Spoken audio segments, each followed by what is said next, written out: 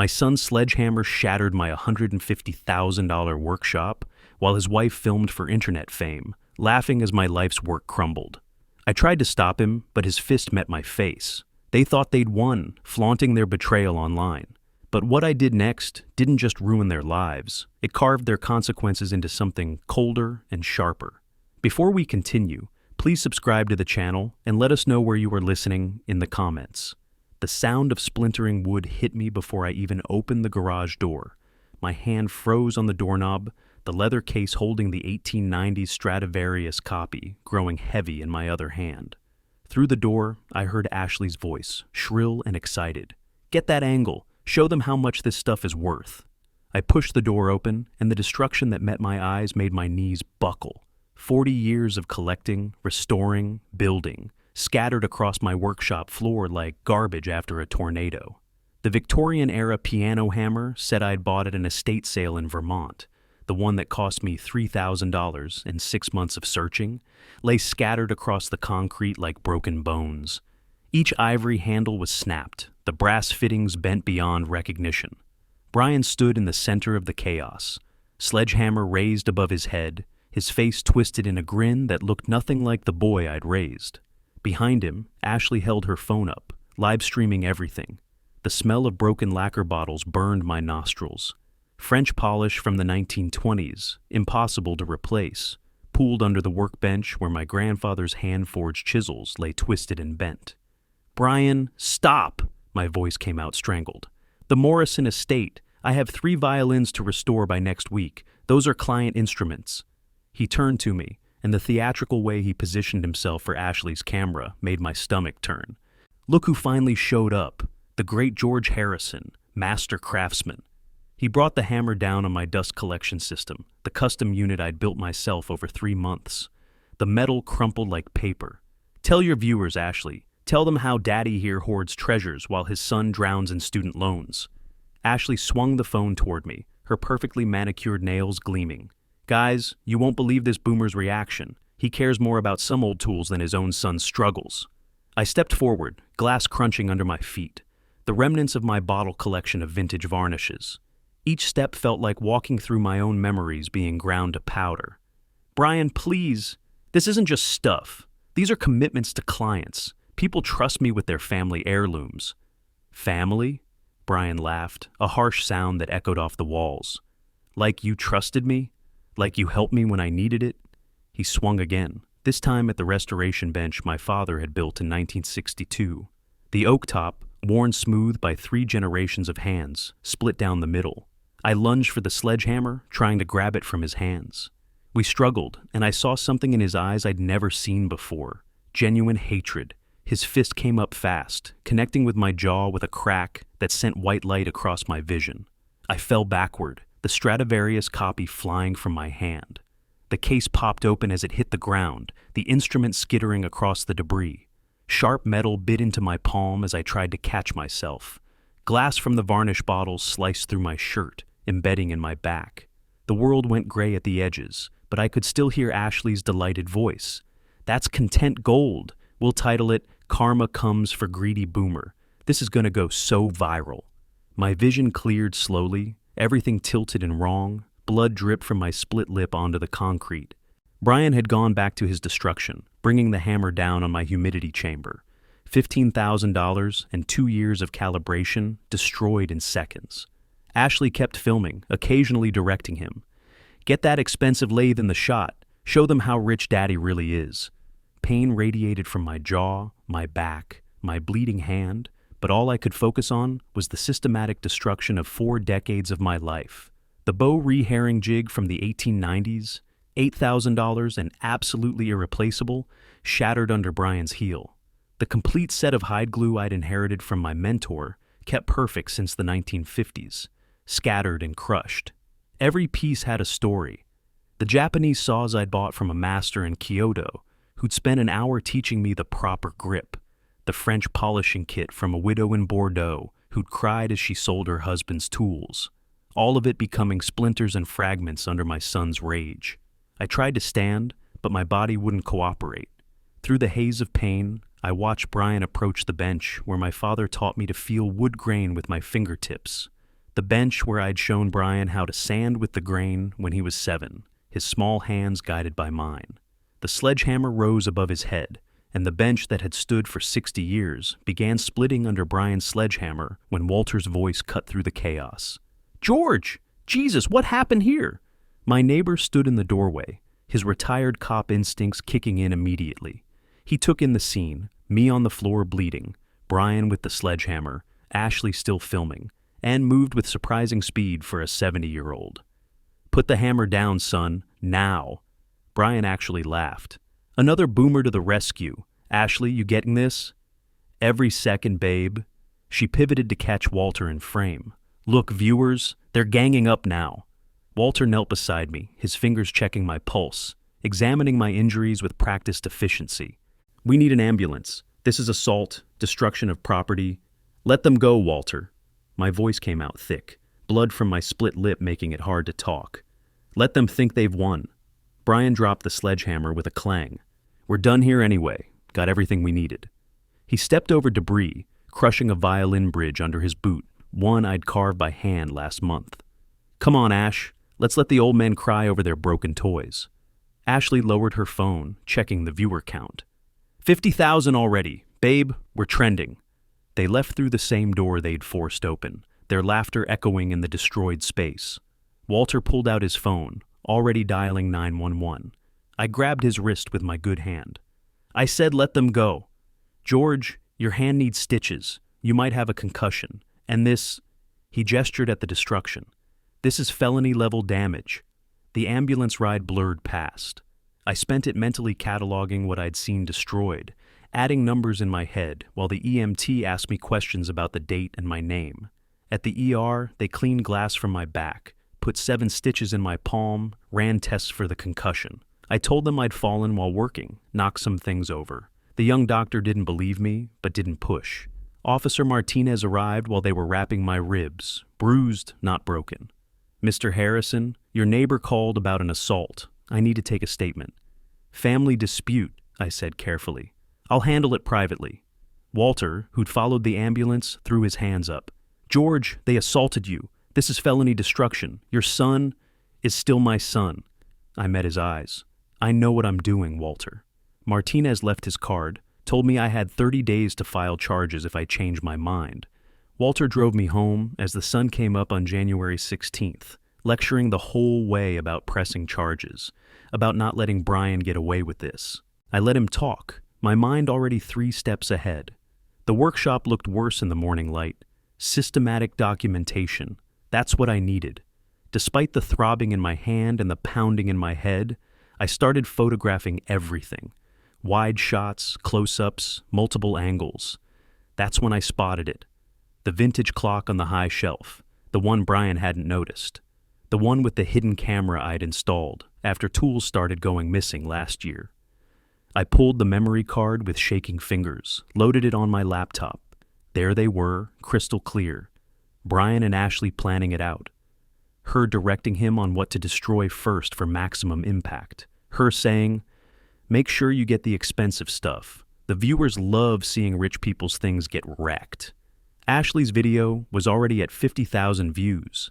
The title made my jaw clench, entitled, "Boomer Gets What He Deserves."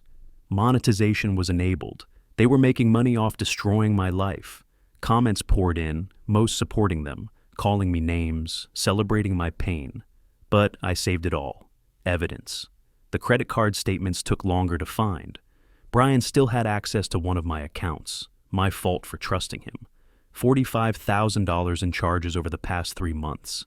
Vegas trips, designer clothes for Ashley, restaurant bills that could feed a family for a month, all while claiming he couldn't afford rent. I started the inventory at my damaged desk, typing one-handed. The 1890s Bo Herring jig, $8,000, irreplaceable.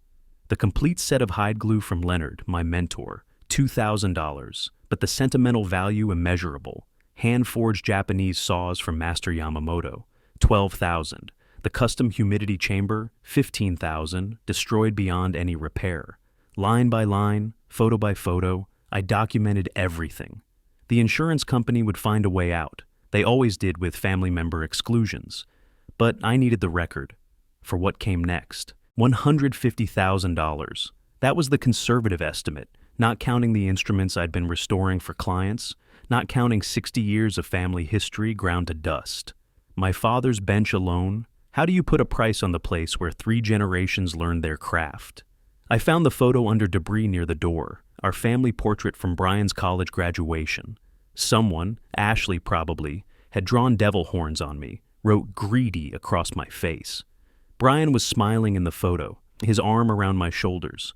I'd paid for that degree, every penny. The transformation happened while I held that defaced photo. Not rage. Rage was hot and quick and faded. This was different, cold, precise, permanent. I called Margaret Stone, the attorney who'd handled my business and corporations. I need complete financial and legal separation from my son. George, it's 7 a.m. Is everything all right? I need every access revoked, every connection severed. Can you see me tomorrow? I have 9 a.m. open. I'll be there. I hung up and opened a new spreadsheet on my laptop. My fingers hesitated over the keyboard for just a moment before typing. Recovery protocol. The columns formed quickly. Asset protection came first. Legal action second. The third made my fingers pause over the keyboard. Consequences.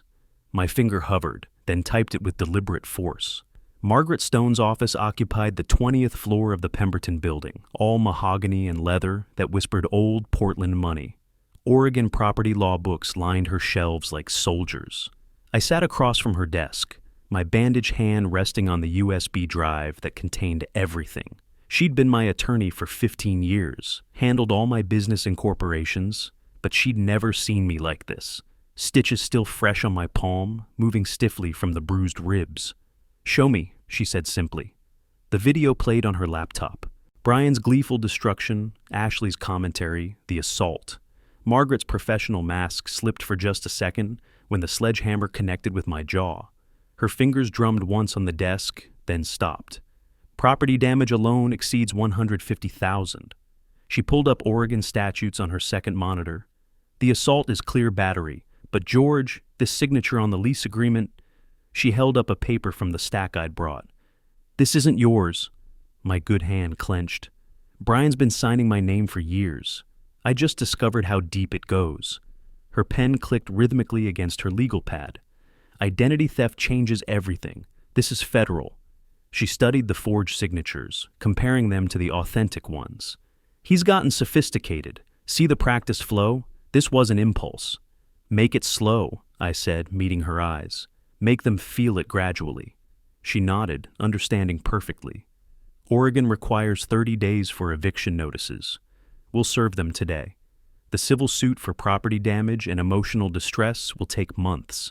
Give them time to spiral while the criminal investigation builds." Her fingers flew across the keyboard. "I'll need you at First National after this. Document everything financial." The drive from her office to the bank took me past Brian's usual Starbucks. His car sat in the lot, Ashley's pink Mini beside it. I didn't stop, didn't even slow down. Let them enjoy their morning lattes while they still had credit. First National Bank of Portland had been my bank for 20 years. Rebecca Chen, the branch manager, stood up when she saw me limping in. "George, I heard about...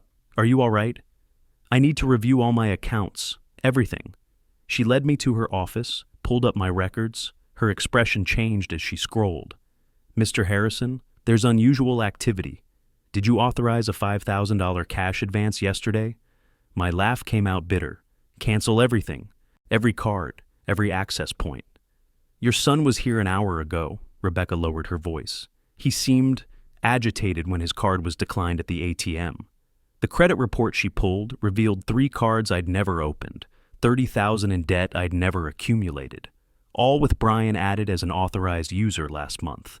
Each form required signatures, and my injured hand cramped around the pen. Other customers glanced over as I methodically closed account after account, signed form after form. 2 hours of systematic financial amputation. 2 days passed in preparation. New locks on every door, security cameras with motion sensors, legal documents filed and served. The eviction notice would have reached them yesterday. Tonight, January 19th, they'd come. I knew my son. 8 o'clock. I sat in my dark living room, new recorder in my pocket, waiting. The motion sensors would trigger when they entered the yard. Sure enough, Ashley's voice carried through the night air first. Document everything for the lawsuit. Show them how he's locking out his own son. The back door rattled. Brian had brought his lockpicks, not knowing I'd installed a different mechanism entirely. The motion sensors flooded the backyard with light, catching them perfectly in frame for my new cameras. "Open up, old man!" Brian's foot connected with the door. "You can't lock me out of my inheritance." I stood slowly, walked to the door, but didn't open it. "It's not yours yet. I'm still breathing." "We'll destroy you online," Ashley shrieked. "Elder abuse, financial manipulation. My followers will—" "Please do," I interrupted calmly. "My lawyer loves evidence." Through the door's window, I watched Brian's face contort. "I know where your clients live, the Morrison family, the Pembertons. One word from me about your declining mental state. Like you knew how to forge my signature? That's 5 to 10 years federal time, Brian." Silence. Then Ashley's nervous laugh. "He's bluffing, babe. He won't send his own son to prison." They left, but not before Brian kicked over my garbage cans, scattered trash across the driveway. I watched from the window, documenting everything. Let them think this was about anger. They'd learn it was about consequences. The next afternoon, Thomas Fitzgerald from Hartford Insurance arrived. 20-year veteran, he'd seen everything, or thought he had. His expression when he entered my destroyed workshop said otherwise. "Mr. Harrison, I've investigated fraud, arson, even vandalism, but this—" He gestured at the devastation. "This is personal." I walked him through each destroyed item, provided receipts, provenance, documentation. The bone fragments from the Victorian piano hammers made him whistle low. The twisted remains of my grandfather's chisels brought out his camera. Every piece had restoration history, I explained, lifting the shattered frame of my first project with my father. This cabinet door, 1902, was my grandfather's first restoration. He carved his initials. Thomas lifted the broken frame of my grandfather's first restoration project, a 1902 cabinet door, and I saw his expression change when he noticed the carved initials JH 1902 were still visible through the destruction. "This had sentimental value," Thomas said, making notes. "That changes the claim parameters. Irreplaceable items carry different weight." Dr. Patricia Wong's handwriting analysis lab occupied a narrow office squeezed between a tax attorney and a bail bondsman. Not glamorous, but Patricia was the best forensic document examiner in Oregon. January 21st, my stitches freshly removed but the scars still angry red. I spread 15 documents across her examination table. 3 years of forgeries, I told her. I brought everything I could find. She adjusted her microscopic scanner, began with the oldest documents. Under UV light, the forgeries glowed differently than my authentic signatures. Brian's pen pressure created telltale patterns. He pressed harder on the downstrokes, lighter on the curves where I maintained consistent pressure. "This isn't impulse." Patricia pulled out practice sheets Walter had found in Brian's trash, delivered them yesterday. "See these repetitions? He trained himself to copy your signature. The progression shows dedication." Each document went under her instruments. Lease agreements, credit applications, wire transfers. The total reached $45,000 in fraudulent transactions. Patricia's formal report would be ready in 3 days, suitable for criminal prosecution. "Mr. Harrison," she said carefully, "your son didn't just steal from you, he studied you. This level of premeditation suggests he's been planning this for years." 4 days later, I stood in my destroyed workshop when Samuel Kelly's Bentley pulled into my driveway. Unannounced, unexpected. Samuel owned Kelly Antique Gallery, the premier restoration destination on the West Coast. We'd done business for 30 years. "George," he surveyed the wreckage, his face unreadable. "I heard rumors, had to see for myself." He walked through the debris, occasionally picking up a destroyed tool, examining it like an archaeologist. The remains of my humidity chamber made him shake his head. At the shattered restoration bench, he stopped. "You restored my grandmother's escritoire when no one else would touch it," he said quietly. "That was 1994. You spent 6 months on marquetry that other restorers said was impossible. Samuel, I'm offering you more than a job." He turned to face me. $120,000 salary plus commission. You'd head my new restoration department. My throat tightened. Samuel, that's generous, but I'm offering you a weapon. A weapon? Success. His eyes were hard. Nothing burns failed children more than watching their parents thrive without them. The digital war had escalated beyond my participation. Brian and Ashley created Mulgre's elder abuse George, posting edited videos that made me look aggressive, unhinged. Ashley's lifestyle blog pivoted entirely to surviving toxic in-laws. Their follower count climbed to 75,000. I didn't engage, didn't need to. Walter, without my knowledge, had posted the full security footage on Reddit. The internet did what it does, investigated, analyzed, took sides. Comment sections filled with frame-by-frame breakdowns of the destruction. Wait, he destroyed $150K of his dad's property? Became the most upvoted comment. Ashley's livestream on February 2nd got interrupted when the process server arrived with eviction papers. She'd forgotten she was still broadcasting. Brian's meltdown, his screaming about inheritance, his admission that he deserved my tools, all captured for her audience. Local news picked up the story. I provided the full security footage to investigative reporter Jennifer Martinez. The segment aired during prime time. Brian and Ashley's narrative crumbled in real time. Portland Police Bureau's Financial Crimes Unit operated from a gray building that seemed designed to intimidate. Detective Miranda Santos had been investigating my case for 2 weeks. February 5th, 3 in the afternoon, she laid out her findings. 3 banks confirmed fraudulent applications. Your son's fingerprints are on every document. Text records between him and his wife show conspiracy. She arranged photos across her desk. Brian at ATMs, signatures under analysis, timeline charts. We have enough for arrest warrants. The federal involvement meant serious charges. Wire fraud, identity theft, conspiracy. Each carried years of potential prison time. Santos slid the warrant paperwork across her desk. Mr. Harrison, I need you to understand. Once you sign these, there's no going back. Your son will be arrested, processed, held until bail hearing. I looked at the detective's warrant paperwork, pen in my hand, and thought about Brian at 5 years old, helping me sand his first piece of wood, his tiny fingers following the grain, so careful, so eager to please. The pen touched paper as the pen moved across the signature line, with the same precision I once used to restore a 1780s harpsichord. Detective Santos nodded, folding the warrant. We'll execute these tomorrow morning. 9 days later, February 15th, I sat in my car across from Brian's rental house, Samuel Kelly beside me. Portland's perpetual February drizzle streaked the windshield. The small craftsman house looked defeated. Overgrown lawn, Amazon boxes moldering on the porch, trash bins overflowing. There, Samuel pointed. Sheriff Deputy Coleman's cruiser pulled up, followed by 2 more units. Ashley appeared at the window instantly, phone already recording. Police harassment. We're being persecuted. Her voice carried across the wet street. Brian emerged behind her, and I noticed he wore my vintage Omega, another theft I'd discovered last week.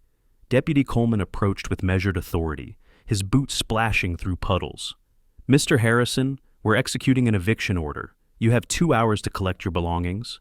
Through the window, I watched Brian dragging furniture to block the door. Pointless theatrics. The neighbors gathered on porches, some recording with their phones. Portland loved its neighborhood drama. This is illegal, Brian's voice cracked through the morning air. My father orchestrated this. Ashley had positioned herself for maximum dramatic effect, ring light glowing despite the daylight. Look at this abuse. They're throwing us out in the rain. Donate to our legal fund. Samuel chuckled beside me. Your son seems to have inherited your stubbornness, if nothing else. The deputies made quick work of the barricade. Soon, furniture appeared on the wet lawn. Brian's gaming setup, worth $3,000, collecting rain in its RGB components. Ashley's camera equipment, so precisely arranged inside, now scattered across dead grass. She stopped filming when her ring light toppled into a puddle. Marcus Chen, the private investigator I'd hired 3 weeks ago, chose that moment perfectly. He approached during the chaos, manila envelope in hand. I'd told him to make sure Ashley saw Brian receive it. Brian Harrison? Marcus maintained professional calm, despite the scene. Brian, arms full of soggy clothes, looked confused. What? Who are you? Delivery for you, sir. Marcus handed over the envelope and walked away. Ashley swung her camera toward Brian. What's that, babe? Is it from the lawyer? Brian tore it open. The photos spilled out, glossy, undeniable. The first showed Ashley entering the Hilton downtown with Derek Morrison. The second, my credit card statement with the hotel charge highlighted. The third stopped Brian cold. Derek wearing Brian's graduation Rolex, the one I'd given him 5 years ago, the one he claimed was stolen. The photos fluttered to the wet ground. Brian scrambled to grab them, mud smearing the images. His face transformed as each image registered. Ashley's live stream caught every second of his disintegration. 3 months? His voice broke like a teenager's. You've been with Derek 3 months? Ashley's composed mask cracked. Baby, those photos are fake, deep fakes. Someone's trying to... That's my Rolex! Brian held up the photo, rain streaming down his face. The one Dad gave me. You said it was stolen. Turn off the stream. Ashley lunged for her phone. Brian, turn it off. No. He pushed her away. Let them see who you really are. The viewer count climbed. 10,000, 15,000, 20. Comments flooded in faster than anyone could read. Ashley's carefully curated image shattered in real time. I drove away as they screamed at each other on the lawn, their belongings soaking in the Portland rain. Samuel understood my silence. Some victories didn't require words. Over the next 3 days, I monitored the digital aftermath from my home office. Ashley's follower count plummeted from 75,000 to 31,000 in 48 hours. Ashley, the cheat trended locally. Brian posted a confession video, drunk and rambling, admitting to destroying my workshop, but blaming Ashley for manipulating him. The internet did what it does best, investigated everything. Reddit detectives found more evidence of Derek and Ashley's affair. Someone discovered Derek's wife didn't know. The story exploded beyond Portland, beyond what either Brian or Ashley could control. Walter helped me compile evidence for YouTube. Their channel lost monetization for fraud. 3 years of building their online presence, destroyed in 72 hours. February 20th, 7 in the evening. I returned from the gallery to find Brian's beaten Honda Civic in my driveway. He sat on my porch steps, unshaven, wearing the same clothes I'd seen in his last video. The security lights illuminated hollow eyes and trembling hands. She took everything, he said without preamble. Derek cleared out our account, the savings, the emergency fund, gone. I stood on the walkway, keeping distance between us. The boy who'd once helped me restore a 1925 Steinway looked like a stranger. I need somewhere to stay, just the garage. I'll sleep in the workshop, what's left of it. The workshop you destroyed? I kept my voice level. The one with 150,000 in damages? Dad, please. I know I messed up. Ashley manipulated me, convinced me you were the enemy. But I'm your son. I pulled the invoice from my jacket. 150,000 printed in bold at the bottom. Brian's face went pale as he saw the itemized list. 1890s French polishing kit, $2,000. Victorian piano restoration tools, $8,000. Grandfather's chisels, priceless, valued at $500 each. His hands trembled as he read. Every item, I said quietly. Every tool you destroyed. 3 appraisers confirmed these values. The emotional damage isn't even calculated here. Brian's fingers traced down the list, stopping at random entries. Dad, I don't have this kind of money. You know I don't. Then you'll pay it over time. 18% annual interest. The court will garnish your wages when you find work. I pulled out the additional papers Margaret had prepared. There's also the matter of 15,000 in legal fees. You're really going to destroy your own son? His voice cracked with disbelief. I'm applying the same consequences to you that I would to any stranger who did this. I handed him Margaret's business card. She's serving you with the civil suit papers. The criminal charges are separate. Brian stood slowly, the invoice crumpling in his fist. Derek took everything, the account, the furniture. He even took the Rolex you gave me. The one you let Ashley give him? I remained unmoved. Choices have consequences, Brian. A car pulled up, Margaret's BMW. She emerged with another envelope, serving Brian on my porch with witnesses present. He accepted it numbly, his world collapsing in legal documents. 5 days later, February 25th, I sat in Richmond Fidelity's conference room. Kevin Park, their senior adjuster, faced me across polished mahogany. Their lawyer, Catherine Walsh, flanked him. Margaret sat beside me, our evidence boxes stacked like ammunition. "Mr. Harrison," Park began, "while we sympathize with your situation, the domestic dispute exclusion—" "This wasn't a domestic dispute," Margaret interrupted. "This was breaking and entering, assault, and deliberate vandalism. We have video evidence." Walsh leaned forward. "The perpetrator was his son, who had historical access to the property. Historical access that was revoked. The locks were changed. He broke in." Margaret opened her laptop, pulled up Brian's confession video. "Here's your insured son admitting to criminal destruction." Park shifted uncomfortably. "We're prepared to offer 30% as a goodwill gesture." 30%? I kept my voice steady. "For $150,000 in documented losses?" "It's generous, considering the family connection," Walsh said. Margaret smiled, the kind that preceded legal devastation. "Would you like me to contact the state insurance commissioner about bad faith denial? Or should we discuss the news coverage that will follow when Portland learns you're denying a 60-year-old assault victim's legitimate claim?" By the meeting's end, they'd agreed to 70%. Not perfect, but combined with Samuel's salary, enough to rebuild. March 5th, 11 at night, my phone buzzed with an email from Ashley. The subject line, "We need to talk." The attached video showed edited footage, me looking aggressive, taken out of context from the security cameras. Her message was simple: transfer $50,000 to this account, or this goes viral. You have 48 hours. I forwarded it to Detective Santos immediately, then called Margaret. Within an hour, we had a plan. The police would mark bills, I'd arrange the meeting, Ashley would hang herself with her own greed. She agreed to meet in Lloyd Center's parking garage. March 7th, 2 in the afternoon. I arrived wired, police in unmarked cars watching. Ashley showed up in Derek's Mercedes. Apparently, she'd moved on to her next target.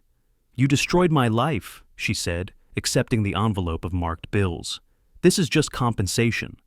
"You destroyed your own life," I replied calmly, "and now you've added extortion to your charges." The police moved in before she reached the car. Her scream echoed through the garage as they cuffed her. Derek, waiting in the Mercedes, drove off without looking back. March 10th, 4 o'clock. Kelly Antique Gallery's workshop hummed with activity. The insurance check had arrived, $147,500. My first restoration, a 1764 English harpsichord, had earned a $10,000 bonus. Samuel planned a grand reopening to showcase the restoration department. The new workshop doubled my old space. Climate control, security systems, proper ventilation. A young apprentice named Marcus, a scholarship kid from Jefferson High, worked beside me, learning the same techniques my father had taught me. Brian appeared in the doorway during setup, customers milling about the gallery. He couldn't make a scene here, and we both knew it. He watched me teaching Marcus the French polishing technique, the same circular motions I'd tried teaching him 20 years ago. "You replaced me," he said quietly. "You replaced yourself," I corrected, not looking up from the demonstration. "Marcus wants to learn. You wanted to destroy." Brian stood in the doorway, watching me teach the apprentice the same technique I'd tried teaching him 20 years ago. His mouth opened to speak, but then he saw the same French polishing technique manual I'd tried to give him for his 16th birthday, now in the eager hands of my apprentice. His jaw worked silently. Then he turned and left without a word. 4 days later, March 15th, rain streaked the courthouse windows as I sat in the front row of Judge Patricia Yamamoto's courtroom. Margaret arranged evidence folders beside me, while Brian shuffled in, wearing an ill-fitting Goodwill suit, his public defender whispering urgently in his ear. The gallery filled with reporters who'd followed the viral video story. Walter settled behind me, his hand occasionally squeezing my shoulder. Ashley's absence felt deliberate, her own hearing scheduled for next week. The court reporter's fingers positioned over her keys as Judge Yamamoto reviewed the charges. "Mr. Harrison," she addressed Brian, her voice carrying the weight of 30 years on the bench. "You're charged with identity theft, fraud, and destruction of property exceeding $100,000. These charges carry a maximum sentence of 5 years imprisonment." Brian's voice cracked. Yes, Your Honor. How do you plead to count one, identity theft? He looked at me for the first time since entering. 3 seconds of eye contact that felt like 30 years collapsing into dust. Guilty. The prosecutor outlined the evidence. Forged signatures spanning 3 years, $45,000 in theft, Brian's own video confession. She recommended 3 years probation and $50,000 in restitution, citing his lack of prior record. Judge Yamamoto's pen tapped against her desk. Counselor, this wasn't impulse. This was systematic exploitation of a parent's trust. The defendant didn't just steal money. He destroyed decades of craftsmanship out of spite. Brian's lawyer attempted damage control, but the judge had seen the footage, read the testimonies. She sentenced him to 3 years probation, $100,000 in restitution at 18% interest, and 300 hours of community service. The felony conviction would follow him forever. In the courthouse hallway afterward, Brian cornered me near the elevators. Reporters hovered with phones ready. Margaret stepped protectively forward, but I waved her back. You destroyed my life over things. Brian's voice shook with rage. Over wood and tools. You destroyed 40 years of my life's work in 40 minutes. I'm your son. Biology doesn't erase accountability. He stepped closer, fists clenched. Walter moved between us immediately, his retired cop instincts still sharp. Walk away, son. You've done enough damage. Brian's face crumpled as the reality hit. The felony meant no professional licenses, no corporate jobs, no apartments that ran background checks. He'd carved his own future into splinters as thoroughly as he'd destroyed my workshop. This isn't over, he said, backing toward the stairwell. Yes, I replied quietly. It is. A week later, Richmond Fidelity Insurance called me back to their headquarters. This time, the conference room held senior executives and a check for $150,000, plus $15,000 for legal fees. They'd fired the original adjuster who'd tried to deny my claim. We apologize for the initial handling, the vice president said, sliding the check across the mahogany table. We've revised our domestic dispute policies based on your case. I refused their non-disclosure agreement, demanded a written apology instead. The media coverage had forced their hand. Nobody wanted to be the company denying an elderly assault victim's legitimate claim. Margaret smiled as she reviewed the settlement. Complete victory. The attention brought unexpected benefits to Samuel's gallery. 3 major collectors approached with restoration contracts after seeing the news coverage. The workshop became a destination for serious craftsmen. Samuel announced expansion plans, hiring 2 more apprentices under my supervision. April 1st arrived with unusual sunshine. The county tax auction notice in the newspaper caught my eye. Brian and Ashley's rental house, foreclosed after months of non-payment.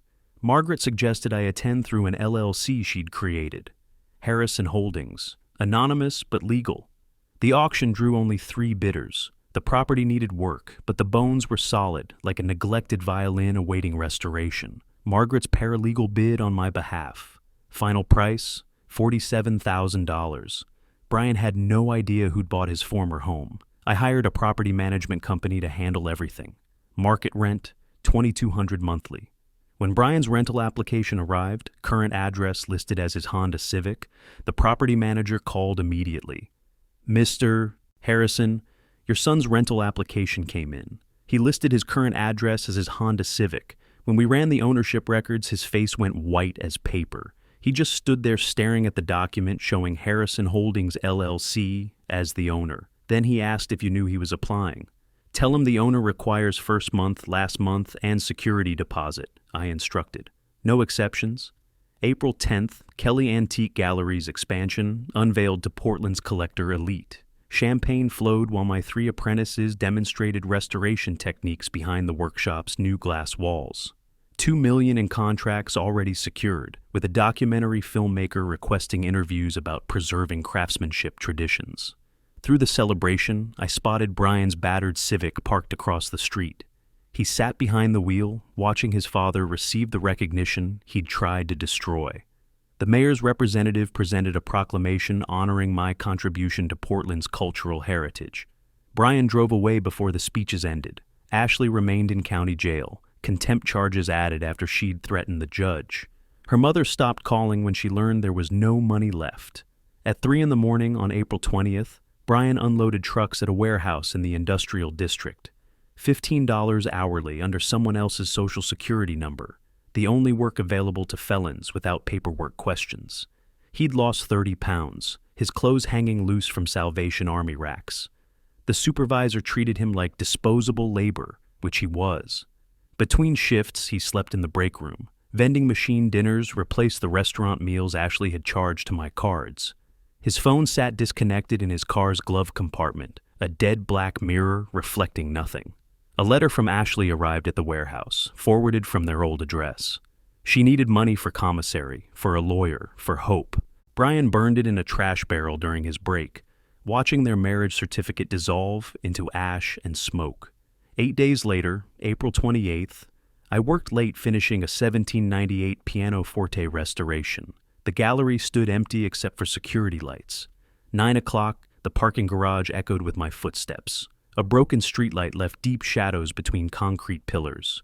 They emerged fast, 2 men, one with a knife catching ambient light. "Wallet and keys, old man." My hand found the restoration knife in my jacket, muscle memory from a youth in rougher neighborhoods. I pushed the first attacker into the wall, but the second moved quicker, blade arcing toward my ribs. Brian materialized from nowhere, tackling the knife wielder with desperate fury. They rolled across oil-stained concrete. The blade meant for me opened a 3-inch gash across Brian's ribs instead. Blood spread quickly through his thin shirt. The attackers fled. Brian collapsed against a pillar, pressing his hand to the wound. Red seeped between his fingers. "Don't move." I dropped beside him, applying direct pressure with my jacket. My other hand dialed 911, voice steady despite the blood warming my palms. "Stay awake, Brian. Look at me." "Couldn't let them hurt you," he whispered, eyes unfocused. "Whatever I am, you're still my father." The ambulance arrived in minutes that felt like hours. Paramedics stabilized him, while I insisted on riding along. First time I'd touched my son in months was holding his blood inside his body.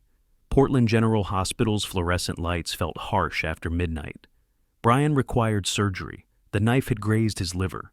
No insurance meant I signed financial responsibility forms without hesitation.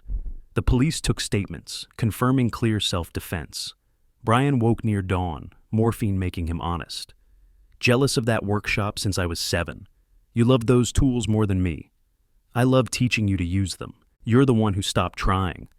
Ashley saw the anger, fed it, shaped it. He stared at the ceiling tiles. "But I chose to swing that sledgehammer. I chose every signature I forged." Memories flooded back. Brian at 7, sanding his first piece of wood, tongue poking out in concentration. The moment at 13 when he declared my work boring, old-fashioned, irrelevant. His mother's voice, my late wife Sally, whispering about forgiveness and second chances. "I'm not asking for anything," Brian continued. "I know what I destroyed can't be rebuilt." The employment application lay in my briefcase. Warehouse work at the gallery, minimum wage, no access to restoration areas. Samuel had questioned my sanity when I'd requested it. Proving ground, not forgiveness. Opportunity, not absolution. I looked at my son, smaller now in the hospital bed, and pulled the employment application from my briefcase. My pen hovered over the signature line, as and signed my name with deliberate strokes. Not forgiveness, terms and conditions. "You start Monday," I told him. "Warehouse inventory, minimum wage, no access to restoration areas." 3 days later, May 5th, Margaret Stone's office felt colder than usual, despite the spring warmth outside. Brian sat across from us in borrowed clothes, his healing wound making him shift carefully in the leather chair. The employment contract spread between us contained clauses no normal employee would sign. "$200,000 total debt," Margaret read aloud. "60% wage garnishment after taxes. 5-year minimum repayment schedule." She slid the pages toward Brian. "Initial each clause, sign at the bottom." The contract detailed everything. Instant termination for any tardiness, insubordination, or legal violation. No access to workshop, tools, or clients. Prohibited from mentioning our family relationship to anyone at the gallery. Mandatory testing for substances, though Brian had never used. The pen trembled in his hand from the healing wound as he initialed each humiliation. "Thank you," he said quietly after signing. Silence. Margaret's secretary witnessed the signatures. No handshake crossed the table. After Brian left, Margaret pulled me aside in the hallway. "George, if he claims discrimination based on family status, this could backfire legally. You need meticulous documentation of everything. Every minute will be recorded," I assured her. "This isn't personal anymore. It's business." 10 days later, Portland Community College's auditorium filled with students and media for the Sally Harrison Memorial Fund announcement. $100,000 endowed to support foster youth learning restoration crafts. The first recipient, Marcus Chen, 19, aged out of foster care, dreaming of preserving family histories through furniture, stood beside me at the podium. Brian sat in the back row. I knew without looking, felt his presence like a stone in my shoe. Marcus spoke about second chances, about finding purpose in preserving what others had built. The irony tasted bitter as copper. When the ceremony ended, Brian tried approaching through the crowd. Walter intercepted him smoothly, a quiet word sending him away. I never acknowledged his presence. Marcus found me afterward, sharing how he'd grown up without family heirlooms, without history to hold. "When I restore someone's grandmother's table," he said, "I'm giving them their story back." Sally would have loved him, would have seen what Brian could have been. May 20th through June 10th documented itself in security footage and spreadsheets. Brian arrived at 5:30 a.m. daily, 30 minutes before required. Inventory management, shipping labels, cleaning, whatever grunt work needed doing. He ate lunch alone on the loading dock, watching restoration work through windows he couldn't enter. Other employees initially treated him with the hostility reserved for management's questionable hires. But 3 weeks of silent work, no complaints, taking the worst shifts without protest, hostility faded to indifference. I reviewed footage weekly, looking for infractions. Found none. June 1st brought his first paycheck. $2,400 gross became $960 after garnishment. $1,440 toward the debt, leaving $198,560 remaining. He filed the receipt in my inbox without comment. Returned to stacking crates. The workspace developed its own rhythm. I passed through daily, inspecting without acknowledging. Brian cleaned my area after hours, not asked, not thanked. Small improvements appeared in the inventory system. More efficient, but nothing that demanded recognition. He spoke only when directly questioned, answered in minimal words. June 15th arrived with unusual heat. Ashley emerged from county jail into blazing sunshine. Designer clothes replaced by donation bin selections. No one waited. Her phone, dead for months, wouldn't summon an Uber until she found a charger at a coffee shop. She arrived at the gallery during lunch break, demanding to see Brian. Security had already been alerted. I'd tracked her release date. Brian emerged from the loading dock, divorce papers already in his shirt pocket. "We could rebuild together," Ashley said, trying for her old manipulation. "Start fresh, maybe Seattle. You destroyed everything." His voice carried no emotion, just fact. "I'm planning an influencer comeback, reformed bad girl, redemption arc. The audience loves..." He handed her the papers. "50,000 of the debt is yours. The forensic accountant traced which purchases you made with stolen cards." Ashley grabbed the papers, scanning for settlement terms. Her face changed when she read the debt allocation. 50,000? You agreed I owe 50,000? She looked up to see Brian walking away without a word. "You can't just leave," she screamed at his back. Security stepped forward as Brian disappeared into the warehouse, returning to his inventory sheets. July 20th, the Portland Art Museum glittered with the city's elite. The Craftsman Heritage Award dinner, 500 attendees in black tie, honoring lifetime achievement in restoration. I wore Sally's favorite tuxedo, the one she'd picked for our 30th anniversary.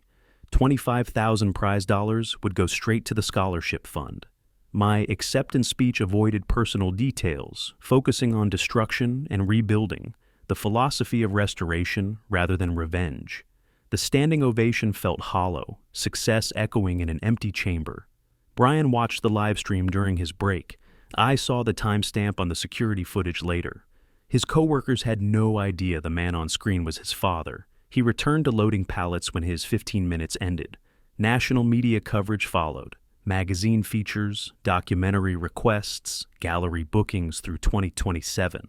Every interviewer fished for the personal story behind the viral video. I deflected with practiced ease, discussing technique and tradition instead of family betrayal. "You've won everything you wanted," Walter observed later, sharing scotch in my penthouse as the gala replay aired on local news. "Have I?" Sally's photo sat in my jacket pocket, worn soft from handling. "Complete victory usually feels like this," he said. Empty. August 1st through 20th marked Brian's transformation through steady persistence. 3 months perfect attendance, $4,320 paid toward debt. He'd moved from his car to a studio apartment, one I owned, though managed through a property company. The divorce finalized without contest, Ashley disappearing to attempt her comeback elsewhere. Small recognitions accumulated. The warehouse manager mentioned improved efficiency. Other workers included him at lunch occasionally. He never mentioned his father's identity, never leveraged the connection. Just worked, paid, survived. Meanwhile, I packed the childhood home for my penthouse move. Brian's room remained untouched since January. Hockey trophies, band posters, the desk where he'd done homework. Salvation Army collected everything. The property manager received keys and rental applications. Brian's approval for his childhood home came through at market rate, $2,000 monthly, no family discount indicated on the lease. August 30th, 6 in the evening. The gallery quieted after closing, leaving me alone with the Morrison estate piece. The same French polishing technique Brian had scorned at 16. Sally's favorite radio station played softly, golden evening light catching the restoration's grain. Through the workshop glass, Brian cleaned the warehouse floor. He paused, watching my circular motions with the polish pad. Recognition flickered across his face, the same technique I'd tried teaching him before he'd decided it was worthless. He didn't approach, just observed. I continued the demonstration, aware of my audience, but offering no invitation. Later, an envelope appeared under my door. Payment receipt, debt update, efficiency suggestions for the warehouse. Balance, $192,240. Projected completion, April 2030. 4 years, 8 months remaining. August 31st, Walter visited my new penthouse with afternoon coffee. Boxes still waited unpacking, the view encompassing all Portland, including the gallery below. "Was it worth it, George?" He stood beside me at the window. "He destroyed 40 years of work. And you destroyed him. I gave him employment. That's not what I mean, and you know it." The balance sheet spread on my desk like a map of conquered territory. Financial recovery complete, professional reputation enhanced, international recognition achieved, family relationship terminated, Sally's memory honored through strangers, son reduced to employee number 47.